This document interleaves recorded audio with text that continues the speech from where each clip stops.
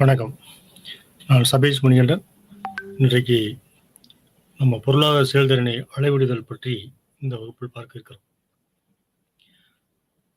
கடந்த வகுப்புகளில் நீங்கள் பொருளாதார செயல்திறனில் ஒரு பங்கமாக தேசிய வருமானத்தை அளவிடும் முறைகளையும் அதில் உள்ள சொல்பதங்களுடைய தன்மையிலையும் கற்றறிந்திருப்பீர்கள் என நம்புகிறேன். இந்த வகுப்பில் நாம் அந்த தேசிய வருமானத்தை எவ்வாறு அளவீடு செய்வது என்பதை பற்றி நாம் அறிந்து கொள்ள இருக்கிறோம். பொருளாதார செயல்திறனை அளவிடுதல் என்பது ஒவ்வொரு நாட்டிற்கும் மிக முக்கியத்துவம் வாய்ந்ததாக அமைக்கப்படுகிறது. இதை முதலில் குஸ்னல் அறிமுகப்படுத்துகிறார். பின்பு அதன் முக்கியத்துவத்தை வால்சாமில்சன் வலியுறுத்துகிறார். காரணம், ஒவ்வொரு நாட்டினுடைய பொருளாதார வளர்ச்சியையும் பொருளாதார மேம்பாடுகளையும் தெரிந்து கொள்வதற்கு நமக்கு ஒரு அளவுகோல் தேவைப்படுகிறது. ஒவ்வொரு வளர்ச்சியையும் ஒவ்வொரு மேம்பாடுகளையும் தெரிந்து கொள்வதற்கு எப்படி நமக்கு குறியீடுகள் தேவைப்படுகிறதோ, அதே போன்று ஒரு நாட்டினுடைய வளர்ச்சியையும் மேம்பாடுகளையும் தெரிந்து கொள்வதற்கு நமக்கு சில அளவீடுகள் தேவைப்படுகிறது. அந்த அடிப்படையில் தேசிய வருமானம், பொருளாதார செயல்திறன் என்பதை நாம் ஒரு நாட்டுடைய தேசிய வருமானமாக கருதுகிறோம். அப்போ தேசிய வருமானத்தை எப்படி அளவீடு செய்வது என்பதை நாம் இப்பொழுது கற்கப் போகிறோம். தேசிய வருமானம் அடிப்படையில் ஒரு கணக்கு பதிவியல் அடிப்படையில், அக்கவுண்டிங் பிரின்சிபல் அப்படின்னு சொல்லுவாங்க, கணக்கு பதிவியல் அடிப்படையில் நாம் அதை கற்றுக்கொள்ள இருக்கிறோம். ஸோ தேசிய வருமானத்தில் சேர்க்கப்பட்டிருக்கக்கூடிய ஒவ்வொரு பொருளுக்கும் அதோடைய பொருளாதார நடவடிக்கைகளுக்கும் நெருங்கிய தொடர்பு உண்டு. ஒவ்வொரு பொருட்களும் தயாரிக்கப்படுகிற பொழுது அந்த நாட்டுடைய பொருளாதாரத்தோடு ஏதோ ஒரு வகையில் தொடர்பு கொண்ட பொருளாக நிச்சயமாக இருக்கிறது. நம் வீட்டில் தயாரிக்கக்கூடிய பொருட்களிலிருந்து பெரும் தொழில் நிறுவனங்கள் தயாரிக்கக்கூடிய பொருட்களிலிருந்து இன்னும் சொல்லப்போனால் நாம் செய்யக்கூடிய சேவைகளிலிருந்து எல்லா பொருட்களுக்கும் ஒரு முக்கியத்துவம், எல்லா பொருட்களுக்கும் ஒரு தொடர்பு, அது இந்த நாட்டுடைய பொருளாதாரத்தை சார்ந்து அமைகிறது. என்னும்போது தேசிய வருமானத்தில் சேர்க்கப்பட்டுள்ள ஒவ்வொரு பொருளுக்கும் பொருளாதார நடவடிக்கையோடு நெருங்கிய தொடர்பும் அதோடு இணைக்கப்பட்ட செயல்பாடும் இருக்கிறது. அடிப்படையில் தேசிய வருமானம் என்றால் என்ன என்பதை நாம் தெரிந்து கொள்வோம். தேசிய வருமானம் என்பது ஓராண்டில் குறிப்பிட்ட காலத்தை சொல்லுவார்கள். பொதுவாக அந்த குறிப்பிட்ட காலம் என்பது ஓராண்டு என்று கருத்தில் கொள்ளப்படும். ஒரு நாட்டினுடைய தேசிய வருமானம் என்பது ஓராண்டு, குறிப்பிட்ட காலம், ஓராண்டில் அந்த நாட்டில் உற்பத்தி செய்யப்பட்ட மொத்த பண்டங்கள் மற்றும் சேவைகளின் பண மதிப்பில் அளவீடு செய்வது.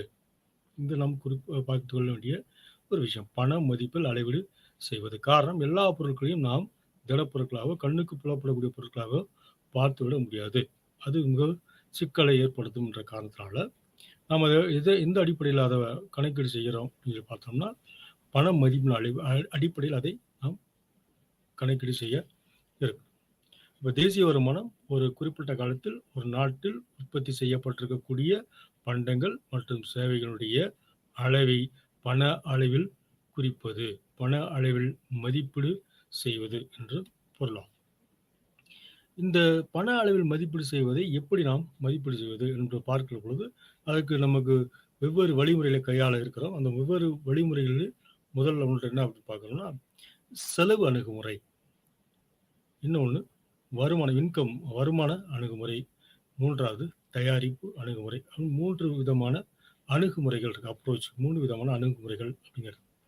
இதுல செலவு அணுகுமுறை என்பது எதை குறிக்கிறது அப்படின்னு பார்த்தோம் என்றால், பொருளாதார முகவர்களால் இறுதி உற்பத்தியை வாங்குவதன் மூலம் செலவழிக்கும் அளவு, ஃபைனல் குட்ஸ் அப்படின்னு சொன்னோம்னா, கடைசியாக உற்பத்தி செய்யப்பட்டிருக்க பொருட்களுக்கு செலவு செய்யக்கூடிய எக்கனாமிக் ஏஜென்ட் சொல்லக்கூடிய உற்பத்தியாளர்கள், நுகர்வோர்கள், அவர்களெல்லாம் செய்யக்கூடிய செலவுகள் எவ்வளவு, செலவினங்களை அடிப்படையாக கொண்டு எவ்வளவு வருமானம் ஈட்டிருக்கிறோம் என்பதை பொறுத்து, எப்படி ஒரு தனிநபருக்கு அவர் எவ்வளவு செலவு செய்கிறார் என்பதை பொறுத்து அவருக்கு எவ்வளவு வருமானம் இருக்கும் என்று நாம் யூகிக்க முடிகிறதோ, அதுபோல் ஒரு ஒட்டுமொத்த நாட்டினுடைய செலவின் அடிப்படையில் அந்த நாட்டுடைய வருமானத்தை நம்மளால் கணக்கீடு செய்து கொள்ள முடியும். இந்த மாதிரி கணக்கீடு செய்வதற்கு செலவு அணுகுமுறை என்று பெயர்.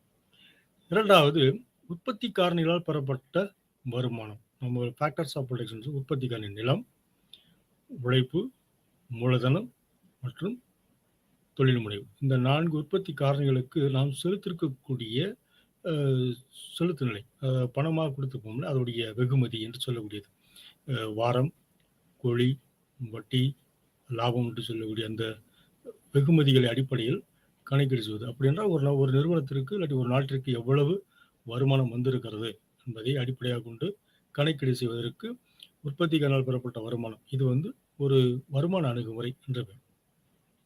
மூன்றாவதாக உற்பத்தி செய்யப்பட்ட இறுதி வெளியீட்டான ஒரு நாட்டினுடைய ஒரு ஆண்டில் உற்பத்தி செய்யப்பட்டிருக்கிற பொருட்களுடைய அளவு அவுட்புட் என்று சொல்லுவோம்ல. ஒரு நாட்டில் குறிப்பிட்ட காலத்தில் அந்த நாட்டில் உற்பத்தி செய்யப்பட்டிருக்கக்கூடிய மொத்த இறுதி நிலை உற்பத்தி பொருட்களுடைய பண்டங்கள் மற்றும் சேவைகளுடைய அளவு எவ்வளவு பொருட்கள் உற்பத்தி செய்யப்பட்டிருக்கிறது அது அதோடைய வருமானம் என்று கருதப்படும். அப்போ 3 விதமான அணுகுமுறைகள் இங்கு நம்ம பார்க்க இருக்கிறோம். இதில் குறிப்பாக இந்த தேசிய வருமானத்தை அளவீடு செய்கிற பொழுது நம்ம செலவு முறையை கையில் எடுத்திருக்கிறோம், வருமான முறை ஒன்று பார்த்திருக்கிறோம். மூன்றாவதாக மதிப்பு கூட்டப்பட்ட முறை, அந்த உற்பத்தி முறையில் மதிப்பு கூட்டப்பட்ட முறை அப்படின்னு சொல்லி நம்ம பார்க்க இருக்கிறது. இப்பொழுது அதை தான் நம்ம தேசிய வருமானத்தினுடைய அளவுகளாக வைத்திருக்கோம். இப்போ செலவு முறை என்று சொல்லுவது ஏற்கனவே சொன்ன மாதிரி செலவு முறை என்று சொல்லுவது பொழுது அனைத்து பொருட்களின் இறுதி செலவினத்தின் தொகையால் கணக்கிடப்படுகிறது. எல்லா பொருட்களுடைய கடைசியாக நாம் செலவு செய்திருக்கக்கூடிய செலவுகள் அப்படின்னு. வருமான முறை அனைத்து ஃபேக்டர்ஸ் ஆஃப் ப்ரொடக்ஷன், அனைத்து காரணிகளுடைய வருமானங்கள் தொகை கூட்டாக கணக்கீடு செய்யப்படுகிறது. இந்த மதிப்பு கூட்டப்பட்ட முறை அப்படிங்கிற பார்க்கிற பொழுது அனைத்து உற்பத்தி அளவுகளும் சேர்க்கப்பட்ட நிகர மதிப்பு அளவிடப்படுகிறது. ஒவ்வொரு முறையும் அதோட எவ்வளவு மதிப்பு கூட்டப்பட்டிருக்கிறது, ஒரு உற்பத்தி தொடரில் நடக்கக்கூடிய அந்தந்த நிலைகளில் எவ்வளவு மதிப்புகள் கூட்டப்பட்டிருக்கிறது அதை நாம் கணக்கில் எடுத்துக்கொள்வது. அப்போ இப்போ நம்ம இந்த வகுப்புல இந்த 3 முக்கியமான அளவீட்டு முறைகளை கணக்கீட்டு முறையில நாம் பார்க்க இருக்கோம். முதலாவதாக இருக்கிறது செலவு முறை. செலவு முறையுடைய பொருள் ஏற்கனவே சொன்ன மாதிரி ஒரு குறிப்பிட்ட காலப்பகுதியில் நிகழும் பொருளாதார நடவடிக்கைகளின் அளவை இறுதி பொருட்கள் மற்றும் சேவைகளுக்கான செலவினத்தின் அடிப்படையில் அளவிடுவது.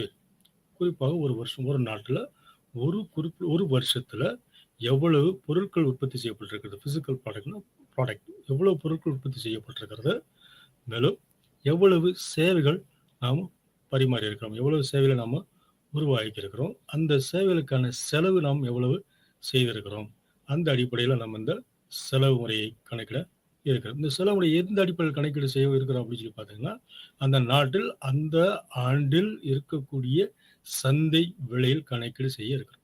ஸோ சந்தை விலையில் மொத்த உள்நாட்டு உற்பத்தியின் இறுதி செலவினம் பொருளாதார நடவடிக்கையை பிரதிநிதிப்படுத்துவதாக பெரும்பாலான பொருளியல் வல்லுநர்கள் நம்புகிறார்கள். காரணம், எந்த பொருள் நம்ம இங்கே பயன்படுத்தியிருக்கிறோமோ, எந்த பொருளுக்கு நம்ம செலவு செய்திருக்கிறோமோ அந்த பொருள் இந்த நாட்டிலே வருமானம் அப்படின்னு பெரும்பாலான பொருளியல் வல்லுநர்கள் அதை நம்புகிறார்கள்.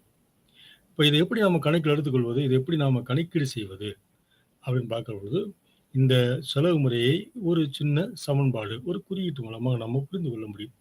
y is equal to c plus i plus g plus nx அப்படின்ட்டு கொடுக்கப்பட்டிருக்கிறது இங்கே. இதில் அந்த y என்பது அனைத்து செலவினங்களின் தொகுப்பு, நம்ம ஜிடிபி கூட வைத்துக்கலாம். அனைத்து செலவுகளும் ஒட்டுமொத்த அந்த நாட்டில் ஒரு குறிப்பிட்ட வருஷத்தில் செய்யப்பட்டிருக்கக்கூடிய அனைத்து செலவுகளுடைய ஒரு பேக்கேஜ் தொகுப்பு. இப்போ அந்த அனைத்து செலவினங்கள் எதுக்கெல்லாம் சமமானதாக இருக்கும்னு சொல்லி பார்த்தோம்னால் முதல் விஷயம் சி, தனியார் நுகர்வு செலவு. நான் இந்த வருடத்தில் எவ்வளவு செலவுகள் செய்திருக்கிறேன் என்பதை பொறுத்தது தனியார் நுகர்வு செலவு. என்னுடைய நுகர்வுக்கான செலவு, நான் சாப்பாட்டுக்கு எவ்வளவு செலவு செய்திருக்கிறேன், என்னுடைய ஆடைகளுக்கு எவ்வளவு செலவு செய்திருக்கிறேன், என்னுடைய போக்குவரத்துக்கு எவ்வளவு செலவு செய்திருக்கிறேன் என்று சொல்லக்கூடிய என்னுடைய தனிப்பட்ட நுகர்வு செலவு 3. இரண்டாவது ஐ, முதலீடு, investment. I refers to investment, முதலீடு. அப்ப தனியார் முதலீட்டு செலவு, நான் முதலீடு செய்வதற்கு எவ்வளவு செலவுகள் மேற்கொள்ள, முதலீடு எவ்வளவு மேற்கொள்கிறேன், என்னுடைய வருமானத்திலிருந்து நான் செய்யக்கூடிய இந்த முதலீடு என்பது கூட செலவுகளாகத்தான் கருதப்படுகிறது. அப்ப தனியார் முதலீடு செலவு. மூன்றாவது இருக்கக்கூடிய ஜி பார்த்தீங்கன்னா அது ஜி எதை குறிக்கிறதுன்னு சொன்னால் அரசாங்கத்தை குறிக்கிறது, ஸ்டேட் கவர்மெண்ட். அரசின் கொள்முதல் செலவு, அரசு தன்னுடைய அரசாங்க நடவடிக்கைகளுக்காக மேற்கொள்ளப்பட்டிருக்கக்கூடிய, அரசை வழிநடத்துவதற்காக மேற்கொள்ளப்பட்டிருக்கக்கூடிய கொள்முதல், எவ்வளவு பொருட்களை வாங்கி இருக்கிறதோ அதுக்கு அரசு செய்யக்கூடிய கவர்மெண்ட் எக்ஸ்பென்ஸ், அரசுகள் செய்திருக்கக்கூடிய செலவினங்கள். இது நான்காவதாக ஒரு குறிப்பு என்ன சேர்க்கப்பட்டிருக்குன்னா என்எக்ஸ் அப்படின்னா நிகர ஏற்றுமதி. இந்த நிகர ஏற்றுமதி என்பது எதை குறிக்கிறது என்று சொன்னால் மொத்த ஏற்றுமதியிலிருந்து இறக்குமதியை கழித்து விடுவோம் என்று சொல்லுவோம். இப்ப மொத்த ஏற்றுமதியிலிருந்து இறக்குமதியை கழிக்கின்ற பொழுது, நமக்கு ஏற்றுமதியுடைய அளவு அதிகமா இருக்கிறது என்று சொன்னால், நமக்கு அது பாசிட்டிவ் ஃபேவரா இருக்கு. ஏற்றுமதி குறைவா இருந்து, இறக்குமதி அதிகமா இருந்ததுன்னா, நம்முடைய செலவுகள் அதிகமா இருக்கு. நாம வெளிநாடுகள் நிறையா பணம் கொடுக்க வேண்டியது இருக்கு என்று பொருள். அதனால அது 2யும் கழிச்சுட்டு நமக்கு வரக்கூடிய வருமானம் என்பது நமக்கு லாபமா? நட்டமா? பிளஸ்ல இருக்கா? மைனஸ்ல இருக்கா? என்று தெரிந்து கொள்வதற்கு இந்த நிகர ஏற்றுமதி என்பதை கணக்கீடு செய்றோம். இது X minus M. Export minus import. ஏற்றுமதி கழித்தல் இறக்குமதி என்று பொருள். அப்போ ஒரு செலவின கணக்கீடு, செலவு முறை கணக்கீடுடைய சூத்திரமாக இல்ல ஒரு அடையாளமாக எப்படி பார்க்குறோம்? y is equal to c plus i plus g plus nx. அப்படி என்று சொன்னால் மொத்த செலவுடைய குறிப்பு என்னவாக இருக்கிறது? ஒரு நாட்டில் தனி மனிதர்கள் செய்யக்கூடிய நுகர்வு செலவுகள், தனியார்கள் செய்யக்கூடிய முதலீட்டு செலவுகள், ஒரு அரசு மேற்கொள்ளக்கூடிய அரசின செலவுகள், மேலும் ஏற்றுமதி இறக்குமதியில் ஏற்பட்டிருக்கக்கூடிய செலவினங்கள். இந்த 4 செலவினங்களும் சேர்த்து நம்ம கணக்கில் கொண்டோம்னா எவ்வளவு செலவா இருக்குதோ, அது இந்த நாட்டுடைய ஒரு ஆண்டினுடைய ஒட்டுமொத்த செலவுகள். அது இந்த நாட்டுடைய அந்த குறிப்பிட்ட ஆண்டுடைய வருமானம் என்று நாம் கருத்தில் வைத்துக் கொள்வோம். இதை கட்டமைக்கக்கூடிய உட்கூறுகள் என்னவா இருக்கிறது? மொத்த உள்நாட்டு உற்பத்தியை எதை கொண்டு நாம் கட்டமைக்கிறோம் அப்படின்னு பார்க்கிற பொழுது, நுகர்வு, முதலீடு, அரசினுடைய செலவினங்கள், நிகர ஏற்றுமதி இல்லையா? அந்த ஈக்குவேஷன் இருக்கக்கூடிய கூறுகள். அது என்ன சொல்லியிருக்கு நமக்கு? அந்த 4 முக்கியமான காரணிகள் அப்படின்னு பார்க்கும்பொழுது, அப்போ நுகர்வு என்று சொன்னால் தனி மனிதன் செய்யக்கூடிய டியூரபிள் கூட்ஸ், நான் டியூரபிள் கூட்ஸ். இந்த செலவுகள் எதெல்லாம் நம்ம செலவு செய்கிறோம்? நான் ஒரு சைக்கிள் வாங்கணும், ஒரு பைக் வாங்குறேன், ஃப்ரிட்ஜ் வாங்குறேன், டிவி வாங்குறேன், ரேடியோ வாங்குறேன், வீடு கட்டுறேன், டேபிள் வாங்குறேன், சேர் வாங்குறேன், பேஸ்ட் வாங்குறோம், ப்ரஷ் வாங்குறோம், சோப் வாங்குறோம், பவுடர் வாங்குறோம். இது மாதிரி நாம் அன்றாட பயன்படுத்துகிற நிலையான பொருட்கள், நிலையில்லாத பொருட்கள், எல்லா பொருட்களுக்குமான செலவுகள். அப்போ நுகர்வு என்பது மிக முக்கிய கூறு என்று கருத்தில் கொள்கிறோம். 2வது முதலீடு. இந்த முதலீடு ஒரு மனிதனுடைய வருமானத்திலிருந்து ஒரு பகுதியாக தான் செலவிடும். நான் இன்றைக்கு ரூ. 100 சம்பாதிக்கிறேன். இந்த ரூ. 100ல ரூ. 80 என்னுடைய சாப்பாட்டு செலவுக்கு, போக்குவரத்து செலவுக்கு பயன்படுத்துகிறேன். ஒரு ரூ. 20 நாளைக்கு நான் வேண்டும், எதிர்காலத்துக்கு தேவைன்னு நான் ரூ. 20 எடுத்து வச்சிருக்கேன்னு சொன்னா, இது சேவிங்ஸு. இந்த பணத்தை நான் ஒரு வங்கியில போய் போட்டு வைக்கிறேன் அப்படின்னு சொன்னால், இன்னைக்கு என்னோட வருமானத்துல இது செலவாகத்தான் கருதப்படும். அது சேர்த்து வச்சிருக்கோம். எதிர்காலத்துல என்னுடைய செலவுக்கு பயன்படும் என்று சொன்னால் கூட, இன்றைக்கு என்னுடைய செலவு, அது சேமிப்புக்கான செலவு என்று கருத்தில். அப்போ முதலீடு அப்படிங்கிற போது தனியார் எவ்வளவு முதலீடு செய்திருக்கிறார்கள் உங்களுடைய வருமானத்திலிருந்து பார்க்கணும். அரசினுடைய செலவினங்கள் நம்ம ஏற்கனவே சொன்னது. அரசு தன்னிடம் இருக்கக்கூடிய ஊழியர்களுக்கு கொடுக்கக்கூடிய சம்பளம், ஊழியர்களுக்கான இழப்பீடு, இல்லை ஒருவேளை அரசு மக்கள் நலன் சார்ந்து செய்யக்கூடிய பொது நலத்திட்டங்கள், அதுக்காக ஏற்பட்டிருக்கக்கூடிய செலவினங்கள், இதற்காக ஏற்படக்கூடிய செலவுகள் என்பது அரசனுடைய செலவினங்களாக நம்ம பார்க்கணும். நிகர ஏற்றுமதி ஒட்டு மொத்தத்தில் ஒரு நாட்டில் நம்மளுடைய ஏற்றுமதி எவ்வளவு? நம்ம ஒரு ரூ. 100 நான் பொருளை ஏற்றுமதி பண்ணியிருக்கிறேன், ரூ. 80 பொருளை இறக்குமதி பண்ணியிருக்கேன் என்று சொன்னால், என்னுடைய நிகர ஏற்றுமதி ரூ. 20. ஏற்றுமதியிலிருந்து இறக்குமதியை கழித்து மீது போகக்கூடிய ரூ. 20. இந்த ரூ. 20 எனக்கு சாதகமானது, எனக்கு லாபமானது. ஒருவேளை இந்த ரூ. 100 ஏற்றுமதி, ரூ. 120 இறக்குமதி என்று சொன்னால், இறக்குமதி அதிகமாக இருக்கிறது, ஏற்றுமதி குறைவாக இருக்கிறது. நான் ரூ. 20 இன்னும் அதிகமாக எந்த நாட்டிலிருந்து பொருட்களை இறக்குமதி செய்தனோ அந்த நாட்டுக்கு கொடுக்க வேண்டி இருக்கிறது. ஆனால் என் பக்கத்தில் இருக்கக்கூடிய பணம் செலவாகி விடுகிறது. இது நமக்கு ஒரு எதிர்மறையான நெகட்டிவ் பாயிண்ட். ரைட். அப்போ ஒரு தேசிய வருமானத்தை செலவு முறைகள் கணக்கீடு செய்யும்போது நம்ம எதெல்லாம் முதல்ல கணக்கு மைண்டில் வச்சுக்கணும்? ஒரு முன்னெச்சரிக்கை நடவடிக்கை. எல்லா செலவுகளையும் கணக்கில் எடுக்கிறோம் அப்படிங்கும்போது இதெல்லாம் நம்ம குறிப்பாக கணக்கில் வைத்துக்கொள்ளணும். நம்ம ஞாபகத்தில் வைத்துக்கொண்டு கணக்கில் எடுக்கக்கூடிய விஷயங்கள் அப்படின்னு பார்க்குறது. 1, இறுதி பொருட்கள் மற்றும் சேவைகள் மட்டும் கணக்கில் கொள்ளப்படும். ஒரு பொருட்களை நம்ம உற்பத்தி பண்ணி முடிச்சதுக்கு அப்புறம் என்ன ஃபைனல் அவுட்புட், கடைசியாக என்ன பொருட்களை உற்பத்தி செய்திருக்கிறோமோ அந்த பொருட்களை மட்டும்தான் நாம கணக்கில் எடுத்துக்கொள்ள வேண்டும். மற்றபடி அதுக்கான மூலக்கூறுகள் எப்போ ஆரம்பிக்கப்பட்டது, எப்போ தயாரிக்கப்பட்டது என்றதை பற்றி நமக்கு அவசியம் இல்லை. பொருட்கள் தயாரிக்கப்பட்ட நிலையில் உற்பத்தியான பொருட்களுக்கான செலவுகள் என்னங்கிறத மட்டும் நம்ம கணக்கில் எடுத்துக்கணும். இதில் இன்னொரு முக்கியமான விஷயம் என்ன பார்க்கணும்னா, ஏற்கனவே வாங்கிட்டு அந்த பொருளை பயன்படுத்தாமல் வச்சுருந்தோம், இல்லை திருப்பி விற்றுட்டோம் அப்படின்னு சொன்னால், அதை நாம் இந்த செலவு கணக்கில் கொண்டு வரக்கூடாது. ஏற்கனவே வாங்கிய பொருட்களை மீண்டும் வாங்குதல் கணக்கில் கொள்ளப்படக்கூடாது. திருப்பி ஒரு பேனா வாங்கியிருக்கிறேன். இந்த வருடம் அந்த பேனாவ பயன்படுத்தல. அந்த பேனா இன்னொருத்தருக்கு நான் வித்துட்டேன்னு சொன்னா, அத கணக்குல நானு எழுதக்கூடாது. அது மாரி ஒரு பெரிய அளவு நாள்கள் ஏற்கனவே உற்பத்தி செய்யப்பட்டிருக்க பொருள், அத வாங்கியாச்சு. ஆனா பயன்படுத்தல. அத வச்சிருந்து செகண்ட் ஹேண்ட் சேல்ஸ் அப்படின்னு சொல்றோம்ல, அது மாரி பயன்படுத்தாம வைக்கிறோம். திருப்பி மீண்டும் விக்கிறோம்னு சொன்னா, ரீசேல் பர்ப்பஸ் அப்படின்னு. அந்த மாரியான பொருட்கள் இருந்ததுன்னா, அத நம்ம இந்த வருமான செலவு கணக்குல நம்ம சேர்த்துக்கொள்ள கூடாது. அடுத்தது பார்த்தீங்கன்னா, வீட்டு உரிமையாளரின் வீட்டு மதிப்பு கணக்கில் கொள்ளப்படும் அப்படின்னு சொன்னால், தி இம்ப்யூட்டட் வேல்யூ கணக்கிடப்பட்ட வீட்டு மதிப்பு.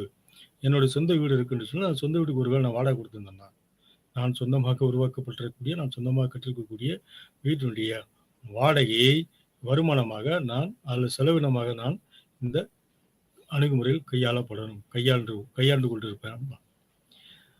அடுத்தது பார்த்தீங்கன்னா, நிறுவனங்கள், குடும்பங்கள் மற்றும் அரசாங்கத்தின் நிலையான சொத்துக்களின் சொந்த உற்பத்தி மதிப்பு சேர்க்கப்பட்டுள்ளது. இதுல இந்த நெட் வேல்யூ என்னுடைய வீடு இல்லாட்டி கவர்மெண்ட் அவங்க வச்சிருக்கக்கூடிய சொத்து, அந்த சொத்திலிருந்து உருவாக்கப்பட்டிருக்கக்கூடிய விஷயங்கள், அது செலவினங்கள் நம்ம இங்க கருத்தில் கொள்கிறோம். அப்போ முன்னெச்சரிக்கை நடவடிக்கைகள் நம்ம அப்படிங்கிற பார்க்குறப்போ என்ன சொல்லணும்னா, ஒரு நாட்டில் ஒரு முறை பதிவு செய்யப்பட்ட அல்ல ஒரு முறை கணக்கில் கொள்ளப்பட்ட ஒரு விஷயம் திரும்ப திரும்ப வரக்கூடாது அப்படிங்கிறது இதுல இருந்து நம்ம புரிஞ்சுக்கிறோம். ரொம்ப மனதில் வைத்துக் கொள்ள வேண்டிய விஷயம். ஒரு சின்ன ஒரு அடையாளமாக, ஒரு எடுத்துக்காட்டாக அதை எப்படி நம்ம கணக்கு செய்யலாம் அப்படின்னு பார்ப்போம். ஒரு நாட்டில் ஒரு ஆண்டில் நடந்திருக்கக்கூடிய பொருளாதார நடவடிக்கைகள் இங்கு நம்ம அட்டவணையாக வச்சிருக்கிறோம். ஒரு தனியாருடைய நுகர்வு செலவு, ஒரு அரசனுடைய நுகர்வு செலவு, ஒரு நாட்டுடைய இருக்கக்கூடிய உள்நாட்டில் இருக்கக்கூடிய ஒட்டுமொத்தமான இன்வெஸ்ட்மெண்ட் ஆர் கேபிட்டல், அந்த நாட்டில் இருக்கக்கூடிய ஸ்டாக்கு, அந்த நாட்டிலுடைய ஏற்றுமதி இறக்குமதிக்கான செலவினங்கள், எவ்வளோ பொருட்களை ஏற்றுமதி பண்ணியிருக்கிறோம், எவ்வளோ பொருட்களை இறக்குமதி பண்ணியிருக்கிறோம், அதில் நம்ம மறைமுகமாக செலுத்திய வரிகள் எவ்வளவு, அந்த நாட்டில் அந்த பொருட்கள் மீதான தேய்மானம் எவ்வளவு, இதெல்லாம் நமக்கு புரிஞ்சிடும். தனிப்பட்ட செலவு, தனியார் செய்யக்கூடிய செலவுகள், அரசு நுகர்வு செலவு, அரசு செய்திருக்கக்கூடிய செலவுகள், அப்படி பார்க்குற பொழுது ஒரு குறிப்பிட்ட ஆண்டில் தனிப்பட்ட நுகர்வு செலவுங்கிறது 45,000 கோடி ரூபாயில் மதிப்பு வச்சுக்கோங்க. 45,000 அரசனுடைய நுகர்வு செலவு அப்படின்னு பார்த்தீங்கன்னா, அதில் ஒரு 5,000 கோடிகள் செலவாகிறது. மொத்த உள்நாட்டு நிலையான முதலீடு ஃபிக்ஸட் கேபிட்டல் அப்படின்னு சொல்லி பார்த்தோம்னா, அதில் ஒரு 5,000 நமக்கு இருக்கு. நம்மளுடைய ஸ்டாக்குன்னா இருப்பு அதிகரிப்பு, இருப்பு இங்கே பார்த்தீங்கன்னா, அதில் ஒரு 1,000 கோடி இருக்குது. நம்ம பொருட்களை ஏற்றுமதி பண்ணது, எக்ஸ்போர்ட் பண்ண அடிப்படையில் பார்த்தீங்கன்னா, ஒரு 6,000 கோடி இருக்கு. பொருட்களை இறக்குமதி செய்த அடிப்படையில் பார்த்தீங்கன்னா, ஒரு 7,000 கோடி. நெட் இன்டைரக்ட் டாக்ஸஸ், இதுக்கு நாம் செலுத்திருக்கக்கூடிய இன்டைரக்ட் மறைமுக வரிகள் சொல்லி பார்த்தோம்னா, அதில் ஒரு 3,500 கோடி ரூபாய். இந்த நாட்டில் உற்பத்தி செய்யப்பட்ட பொருட்களுக்கு மெஷினரி வாங்கியிருப்போம், பிளான்ட் வச்சுருந்துருப்போம், அது மேல் நடந்திருக்கக்கூடிய தேய்மானங்கள், பயன்படுத்த கூட ஏற்படுகிற டெப்ரிசியேஷன் வேல்யூ இருக்க தேய்மானம், அந்த அடிப்பில் ஒரு 4,500 கோடி செலவுகள் அப்படின்னு நம்ம பார்த்தோம். இப்போ இந்த அட்டவணையை வச்சுக்கிட்டு அந்த நாட்டுடைய செலவு அணுகுமுறை எப்படி நம்ம கண்டுபிடிக்கிறோம் அப்படின்னு பார்த்தீங்கன்னா, 1 + 2 + 3 + 4 + 5 - 6. இப்போ நம்ம முன்னாடி இந்த அட்டவணையை திருப்பி பாருங்க இல்லையா? 1 2 3 4 5 - 6. அப்போ எவ்வளோ சேர்க்குறோம்? 45,000 கூட்டல் 5,000 கூட்டல் 5,000 கூட்டல் 1,000 கூட்டல் 6,000 கழித்தல் 7,000 இல்லையா? NX அப்படிங்கிறது net export, export minus import. அப்போ 5 என்பது எக்ஸ்போர்ட்டு, 6ங்கிறது இம்போர்ட்டு. அப்போ 5லேருந்து 6 கழிக்க 5வது காலம் 5வது வரிசை என்ன சொல்லுது? 6,000 ரூபாய்க்கு ஏற்றுமதி பண்ணியிருக்கிறோம். 6வது வரிசை 7,000 ரூபாய்க்கு இறக்குமதி பண்ணியிருக்கிறோம். அப்போ நமக்கு இதில் நட்டம் தான் ஏற்பட்டிருக்கிறது. 1,000 கோடி ரூபாயை நாம் கொடுக்க வேண்டியிருக்கிறது. இப்போ பாருங்க, 45,000 + 5,000 + 5,000 + 1,000 + 6,000 - 7,000. அப்போ நமக்கு மொத்த செலவுகள் அப்படின்னு பார்த்தோம்னா 55,000 கோடி நம்ம அந்த நாட்டில் ஒரு குறிப்பிட்ட வருஷத்தில் நாம் உருவாக்கி இருக்கிறோம். இது இந்த நாட்டுடைய வருமானம் என்று பார்க்கணும்.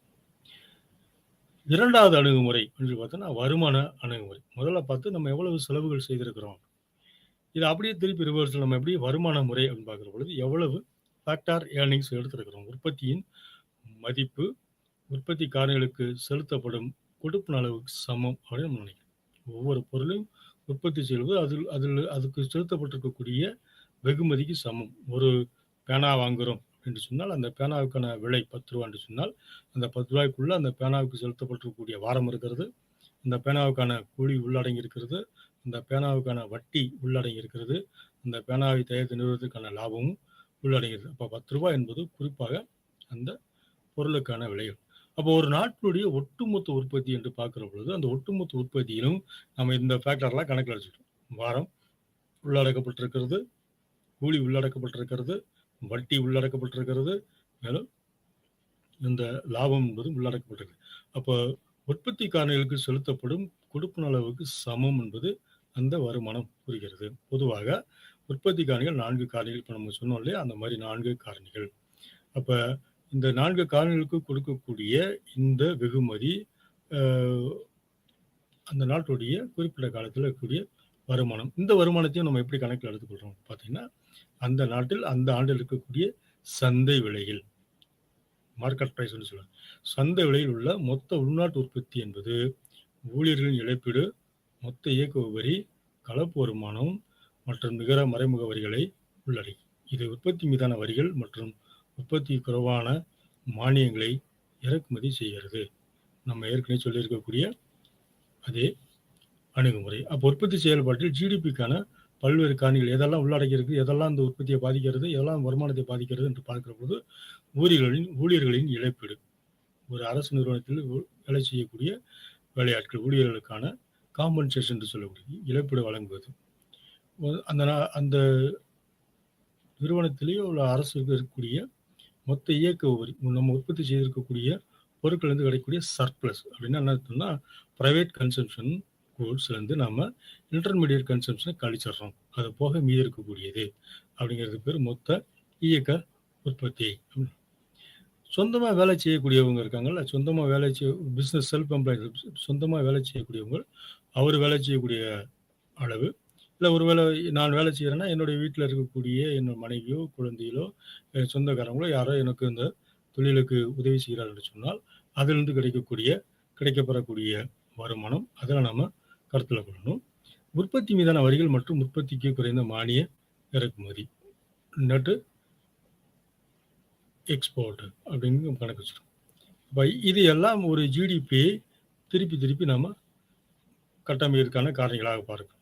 இந்த வருமான முறையை கணக்கில் எடுக்கிற பொழுது நம்ம எதெல்லாம் ரொம்ப கவனமாக கருத்தில் கொள்ளணும் அப்படின்னு பார்க்குற பொழுது, ஒன்று, பரிமாற்ற கட்டணங்களை சேர்க்கக்கூடாது. ஒரு பொருளை நம்ம உற்பத்தி செய்து அதை அனுப்புகிற பொழுது அந்த பொருளுக்கான எக்ஸ்சேஞ்ச் ஃபீ அப்படின்னு அதை நம்ம கணக்கில் எடுக்கக்கூடாது. பரிமாற்ற கட்டணங்கள் நம்ம கணக்கில் எடுக்கக்கூடாது. சட்டத்திற்கு புறம்பாக சம்பாதிக்கக்கூடிய வருமானங்கள் இருக்குல்ல, லாட்டரி மூலமாக போகிறது, சூதாட்டங்கள் மூலமாக கிடைக்கக்கூடிய வருமானங்கள் அப்படிங்கிறது இந்த வருமான கணக்கீட்டில் நம்ம கணக்கில் கொள்ளக்கூடாது. அதெல்லாம் ஒரு வருமானம் என்று அரசு கருத்தில் கொள்வதில்லை. சட்டப்பூர்வமாக அது வருமானமே கிடையாது, செய்யக்கூடாது. சட்டவிரோதமாக செய்யக்கூடிய நடவடிக்கைகள் இன்னும் மேலும் என்ன பார்த்தீங்கன்னு சொன்னீங்கன்னா, கடத்தல், திருட்டு, அது மாதிரியான பொருட்கள் மீது வரக்கூடிய வருமானம் நம்ம வருமானமாக கருத்தில் கொள்ளக்கூடாது. இரண்டாவது கைப்பொருட்களை விற்பது மூலம் வாங்குவது மூலம் கிடைக்கும் வருமானம், ரீசேல் குட்ஸ், ஏற்கனவே பார்த்தோம் இல்லையா, resale of goods and service. முறை ஒரு பொருட்களை வாங்கி திருப்பி அதை விற்கிறோம் அப்படின்னு சொன்னால் அந்த பொருட்களுடைய வருமானத்தை நம்ம கணக்கில் எடுத்துக்கொள்ளக்கூடாது. காரணம், அந்த பொருள் உற்பத்தி செய்யப்படுறதுக்கான அளவீடு ஏற்கனவே வருமானத்தில் சேர்ந்துருச்சு. இந்த நாட்டுடைய உற்பத்தியில் அது கணக்கில் கொள்ளப்பட்டிருக்கிறது. ஆனால் எதை நாம் சேர்த்துக்கொள்ளலாம் அப்படின்னு சொல்லி பார்த்தீங்கன்னா, அந்த பொருளை இரண்டாவது முறையாக விற்கிற பொழுது அந்த பொருளுக்கான கமிஷன் இருக்குது அப்படின்னு சொன்னால் அந்த கமிஷனை நம்ம நினைச்சுக்கலாம். இந்த கணக்கு நான் அந்த கமிஷன் பொருளை இரண்டாவது முறை விற்கிற பொழுது விற்பனைக்கான கமிஷன் அப்பொழுதுதான் உருவாகி இருக்குது. அந்த பொருள் உற்பத்தி ஆகும்போது அது உருவாகலை, இப்போதான் புதுசாக உருவாகி இருக்குது. அப்படிங்கிறதுனால அந்த புதிதாக உருவாக்கப்பட்ட கணத்தை நம்ம இதில் சேர்த்துக்கலாம்.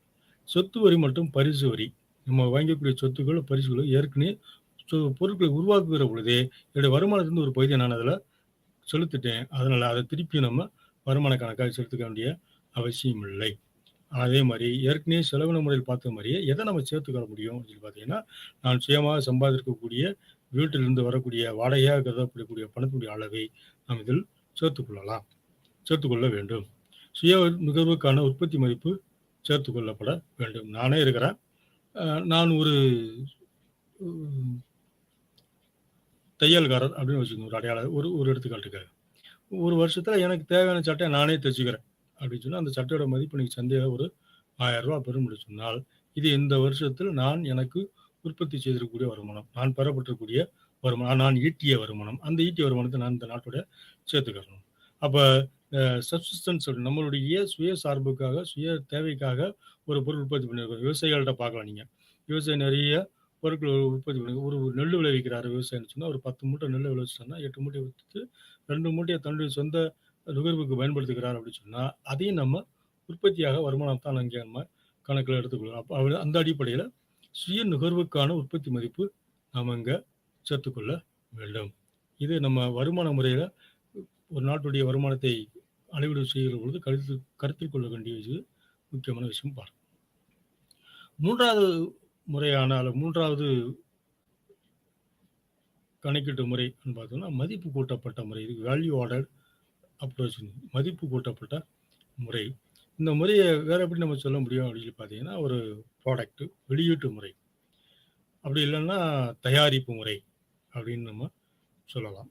ஏன் இதை வெளியீட்டு முறை அல்லது தயாரிப்பு முறை என்று சொல்றோம் அப்படின்னா, இங்க வருமானம் எப்படி நம்ம கணக்கில் எடுத்துக்கிறோம்னு சொன்னா, ஒரு பொருள் உற்பத்தி செய்யப்பட்டிருக்கக்கூடிய அளவிலிருந்து, இல்லாட்டி ஒரு பொருள் தயாரிக்கக்கூடிய அந்த நிறுவன அளவு ஃபேக்டரி லெவல் அப்படிங்கிறப்பாங்க, அந்த அளவுலேருந்து நம்ம கணக்கிடுகிறோம். அதனால இந்த முறையை நம்ம ஒன்று வெளியீட்டு முறை அல்லது தயாரிப்பு முறை என்று நாம் சொல்லலாம். இது ஒரு ஃபினான்சியல் இயர், ஒரு நிதியாண்டில் பொருளாதாரத்தின் உள்நாட்டு பிராந்தியத்தில் உற்பத்தி செயல்பாட்டில் ஒவ்வொரு உற்பத்தி நிறுவனமும் வாங்கிய பங்களிப்பை அளவிடுகிறது. ரொம்ப முக்கியமா ஒவ்வொரு உற்பத்தி நிறுவனம் இந்த ப்ராசஸ் ஆஃப் ப்ரொடக்ஷன், ஒவ்வொரு ஸ்டேஜ்லையும் ஒவ்வொரு நிறுவனம் எந்த பொருளை உற்பத்தி செய்திருக்கிறது என்று சொல்லக்கூடிய அந்த ப்ராசஸ் ஆஃப் ப்ரொடக்ஷன், அதில் நம்ம கணக்கீடு செய்யக்கூடிய விஷயம். நம்ம என்ன செய்கிறோம், இப்போ நான் ஒரு வாட்டர் பாட்டில் வாங்குறேன். இந்த வாட்டர் பாட்டில் வாங்குகிற பொழுது அந்த வாட்டர் பாட்டிலை வாட்டர் கேன் தயாரிக்கிற ஒருத்தர் தயாரிச்சிருப்பார். மூடி ஒரு இடத்துல தயாரிக்கப்பட்டிருக்கும், தண்ணி ஒரு இடத்துல தயாரிக்கப்பட்டிருக்கும், இது ஒரு இடத்துல அசம்பிள் செய்யப்பட்டிருக்கும். மொத்தம் அந்த வாட்டர் கேனுடைய விலை 10 ரூபாய் அப்படின்னு சொன்னால், அந்த 10 ரூபாய் அப்படி எடுத்துக்கலாம். அப்போ வாட்டர் கேனுடைய விலை, அந்த முதல் தயாரிக்கப்பட்ட கேன் அதோடைய விலை, மூடி அதோடைய விலை, தண்ணி அதோடைய விலை. அப்போ ஒவ்வொரு ஸ்டேஜ்லையும் ஒவ்வொரு பொருளுக்கான விலை சேர்க்கப்பட்டு வருது, மதிப்பு சேர்க்கப்பட்டு வருது. அதனால அது எல்லாத்தையும் ஒட்டுமொத்தம் சேர்த்தா தான் நமக்கு இங்கே ஒரு வாட்டர் பாட்டில் 10 ரூபான்னு வருகிற பொழுது நம்ம மதிப்பு கூட்டப்பட்ட விஷயமாக வச்சுக்கிறோம். அப்போ இந்த மதிப்பு கூட்டப்பட்ட அணுகுமுறையை கணக்கீடு செய்யும் போது ஒரு சில விஷயம் நம்ம ரொம்ப கவனமாக வச்சுக்கணும். என்ன வச்சுக்கணும்னு பார்த்தீங்கன்னா, மொத்த மதிப்பு மொத்தமாக எவ்வளவு வேல்யூ சேர்க்கணும். தட் இஸ் அதை எப்படி சொல்லணும்னா, அந்த கிராஸ் வேல்யூ ஆர்டர், மொத்தமாக ஒரு பொருளில் எவ்வளவு மதிப்பு சேர்க்கப்பட்டிருக்கிறது அப்படின்னு. அப்போ மொத்த வெளியீடு கழித்தல் இடைநிலை நுகர்வு. இப்போ ஒரு ஒட்டுமொத்த பொருளை தயாரித்தோன்னே அதில் நம்ம இன்டர்மீடியட் குட்ஸாக எவ்வளோ பயன்படுத்துது, மூடியப்போ பாட்டில் அப்போங்கிறத கழிச்சிட்டோன்னு சொன்னால் உங்களுக்கு ஏதோ எவ்வளோ கிராஸ் வேல்யூ சேர்ந்துருக்குது. பாட்டிலோடைய விலை 2 ரூபா அப்படின்னு வச்சுக்கணும். பிளாஸ்டிக் பாட்டிலோடைய விலை 2 ரூபா, மூடியோட விலை 50 பைசா, தண்ணியோட விலை 5 ரூபா, பாட்டிலோடைய விலை மொத்தமாக வாட்டர் பாட்டிலோடைய விலை 10 ரூபா அப்படின்னு சொன்னால் இங்கே என்ன சேர்க்கப்பட்டிருக்கு, 2 ரூபா 50 பைசா வேல்யூ போடப்பட்டிருக்கு. ஏன்னா பாட்டிலோடைய விலை 2 ரூபா, மூடியோட விலை 50 பைசா. அப்போ 2 ரூபா கூட்டல் 50 பைசா, 2 ரூபா 50 பைசா. தண்ணியுடைய விலை 5 ரூபாய், 1 லிட்டர் தண்ணிக்கான விலை 5 ரூபாய். அப்போ தண்ணியோட விலை 5 ரூபாய். அப்போ 5 ப்ளஸ் 2 ரூபா 50 பைசா சேர்த்தோம்னா உங்களுக்கு 7 ரூபாய் 50 பைசா. இந்த பொருட்களுக்கான ஒட்டுமொத்தமாக சந்தையில் அந்த பொருளை விற்கிற பொழுது என்ன விலை, 10 ரூபா. அப்போ அந்த 10 ரூபா என்பது மொத்த வெளியீடு. இப்போ மொத்த வெளியீட்டில் நம்ம இந்த இடைநிலை நுகர்வெல்லாம் கழிச்சது போக நம்ம மீதி இருப்பது நிகர மதிப்பு. அப்போ நிகர மதிப்பு என்பது மொத்த வெளியீடு மைனஸ் இடைநிலை நுகர்வு மைனஸ் தேய்மானம். தேய்மானத்தை சொல்லுன்னா ஒரு மேக்ரோ லெவல், பெரிய அளவில் ஒரு நாட்டுடைய பொருளாதாரத்தை பற்றி பேசுகிற பொழுது எவ்வளவு நமக்கு நடந்திருக்குது. அப்போ டெப்ரிசியேஷன் வேல்யூ சேர்த்து நம்ம கழிச்சிரும் அப்படின்னா you can get net value. அப்போ மொத்த வேல்யூ ஆடட், மொத்த மதிப்பு சேர்க்கப்பட்டது, மொத்த கிராஸ் வேல்யூ ஆடட் அப்படின்னு பார்த்தோன்னா அவுட்புட் மைனஸ் இன்டர்மீடியட் கன்சம்ஷன். மொத்த உற்பத்தி, அதுலேருந்து வெளியீடு, அதுலேருந்து எதாவது இடைநிலை ரூபாய் கழிச்சிடுறோம்.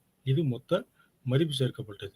இப்போ நிகர மதிப்பு சேர்க்கப்பட்டது, மொத்த மதிப்பு சேர்க்கப்பட்டது தேய்மானத்தை கழிச்சிடும். மொத்த வெளியீடு கழித்தல் இடைநிலை நுகர்வு கழித்தல் தேய்மானம். தேய்மானத்தை டிப்ரிசியேஷன் சேர்த்து கழிச்சுன்னா நமக்கு என்ன கிடைக்கும், நிகர மதிப்பு கிடைச்சிரும். அப்போது factor cost, net value order, factor cost. Factor cost வந்து அன்றைக்கு அந்த சந்தையில் இருக்கக்கூடிய விலையை பற்றி பேசணும். ஃபேக்டர் காஸ்ட் மொத்த வெளியீடு மைனஸ் இடைநிலை நுகர்வில் நிகர மதிப்பு சேர்க்கப்பட்டது. இடைநிலை நுகர்வில் நிகர மதிப்பு சேர்க்கப்பட்டது கழித்தல் தேய்மானம் கழித்தல் நிகர மறைமுக இன்டைரக்ட் டேக்ஸும் கழிச்சிட்டோம் அப்படின்னு சொன்னால் நமக்கு இப்போ என்ன கிடைக்கும்? ஃபேக்டர் காஸ்ட்டில் நெட் வேல்யூ ஆர்டர் கிடைக்கும். அப்படின்னு என்ன பொருள்? ஒரு பொருள் உற்பத்தி செய்யப்பட்டிருக்கு, செய்யப்பட்டவர்கள் இடைநிலை நமக்கு பயன்படுத்தக்கூடிய செலவை கழிச்சிடுறோம். அந்த நிறுவனம் அரசாங்கத்திலிருந்து ஒருவேளை நம்ம ஏதாவது ஒரு மானியம் வாங்கியிருக்கிறாங்க, டேக்ஸ் ஃப்ரீ வாங்கியிருக்கிறாங்க அப்படின்னு சொன்னால் அதையும் சேர்த்து நம்ம இதில் கழிச்சிடணும்னு சொன்னால் நமக்கு கிடைக்கக்கூடிய மொத்த நிகர வேல்யூ, நிகர மதிப்பு வந்து நமக்கு கிடைக்கும். ஒரு எடுத்துக்காட்டுக்காக ஒரு சின்ன ஒரு உதாரணத்துக்காக இப்படி புரிஞ்சுக்கணும். ஒரு டெக்ஸ்டைல் நிறுவனம், ஒரு ஜவுளி நிறுவனம் துணிகள் தயாரிக்க ரூபாய் 40,000 மதிப்புள்ள மூலப்பொருட்களை வாங்குறது, பஞ்சு, நூல், அந்த மாதிரி எல்லாம். மேலும் அந்த நிறுவனம் என்ன செய்யுது அப்படின்னு பார்த்தீங்கன்னா, ஒரு 10,000 மதிப்பிற்கான உழைப்பாளர்களை பயன்படுத்தி வேலை வாங்குறாங்க. இந்த நிலையில இடைநிலை உள்ளீடுகள் அப்படின்பாக ஒரு 50,000 இருக்கு. அப்போ ஜவுளி நிறுவனம் அதன் உற்பத்தியை 55,000க்கு விற்கிறது. மொத்தம் இதோடைய செலவு எவ்வளோ இருக்குது?